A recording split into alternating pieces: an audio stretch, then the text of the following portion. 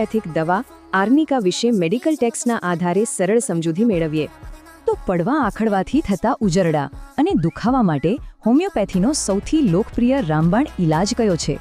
એ છે આર્નિકા. શારીરિક ઈજાઓ અને સ્નાયુઓના સખત દુખાવા માટે તે પ્રખ્યાત ધ ફોલ રેમેડી છે.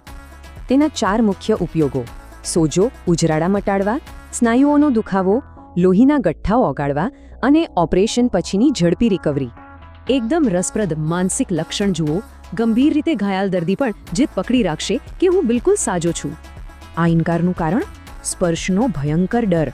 કોઈ અડશે તો વધારે દુખશે એવા ડરથી તેઓ બધાને દૂર રાખે છે. શારીરિક રીતે જોઈએ તો જાણે આખા શરીરમાં કોઈએ સખત માર માર્યો હોય એવો પીડાદાયક અનુભવ થાય છે. આને કારણે નરમ પથારી પણ પથ્થર જેવી કઠણ લાગે છે અને દર્દી આખી રાત બેચેન રહે છે.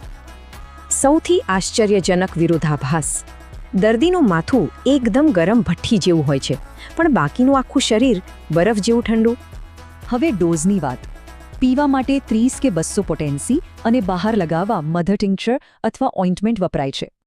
પણ હા, એક કડક ચેતવણી: આર્નિકા ક્યારેય ખુલ્લા ઘા પર ન લગાવવી. તેનાથી ચામડીમાં ગંભીર બળતરા થઈ શકે છે. યાદ રાખીએ, કોઈ પણ હોમિયોપેથિક દવા લેતા પહેલા નિષ્ણાંત ડોક્ટરની સલાહ લેવી ફરજિયાત છે. સારવાર ચોક્કસ લક્ષણો પર આધારિત છે.